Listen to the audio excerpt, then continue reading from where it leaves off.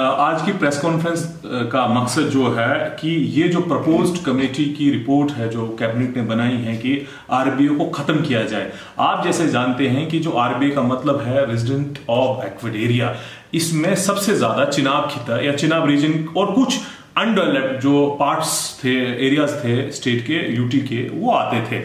मगर अब proposed committee पहले ही इस आरबीए को जो पहले 20% होता था उसको 10% कर दिया गया। उसके बाद अब हमने सुना है कि कैबिनेट सब कमेटी की प्रपोजल है जो गवर्नर साहब को भेजा गया है कि इसको टोटली खत्म किया जाए।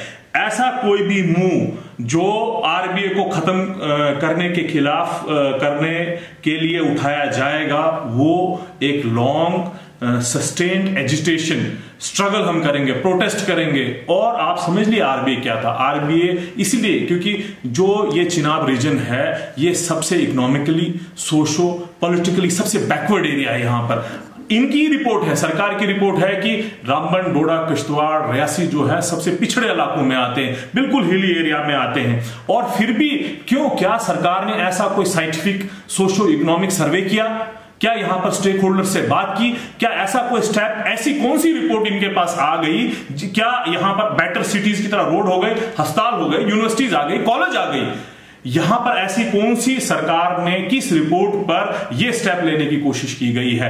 आप समझिए कि ये एक जो सीढ़ी है हमारे स्टूडेंट्स के लिए, हमारे अनएम्प्लॉयमेंट यूथ के लिए, वो छीनी जा रही है और हमारे यूथ को धकेला जा रहा है डार्कनेस की तरफ से। और इस ऐसे मूव को हम मजम्मत करते हैं और चेतावनी दे देते हैं। चेतावनी दोनों सरकार से भी और जो एलजी साहब से भी है कि ऐसा कोई भी स्टेप लिया गया जो रेजिडेंट ऑफ बैकवर्ड आरबीए के खत्म करने के लिए उठाया गया तो ये मत समझिएगा कि हम चुप साधेंगे। हिस्ट्री है, चिनाब वैली को हमेशा, चिनाब रीजन को निगलेक्ट किया गया है, सालों साल तक किया गया है। आज हम, क्योंकि जब तक जम्मू और श्रीनगर के बराबर हमारे इलाके डेवलप नहीं हो जाते तब तक कम से कम ये जो है एलिमिनेशन है, ये बिट्रेयल है। और उन लोगों का भी मैं कहता हूं कि जो खुद को यहां के चिनाब खिता के रहनुमा मानते हैं, लीगली और पॉलिटिकली खुद को रहनुमा मानते हैं, कि आज जब आरबीए की बात हो रही है, आप कहां पर हैं? पहले ही हम उनके खिलाफ नहीं है। आप एसटी का स्टेटस दीजिए, आप पहाड़ी को स्टेटस दीजिए, मगर जो ऑलरेडी हमारे पास स्टेटस है वो क्यों खत्म किया जा रहा है? ये हमारे यूथ की डिग्निटी के साथ एक खिलवाड़ किया जा रहा है। बेरोजगार फ्यूचर जो हमारे चिल्ड्रंस हैं उनके साथ ये बहुत बड़ा धोखा किया जा रहा है। और मैं सरकार से मांग करता हूं, पहली बात कि हमारा जो 20% का आरबीए का कोटा था उसको रीइंस्टेट किया जाए। दूसरा, जो भी स्टेक होल्डर्स हैं उनके साथ बातचीत की जाए, ऐसी कोई कमेटी बनाई जाए, youth, student, political leaders, community leaders, civil society से बात करें।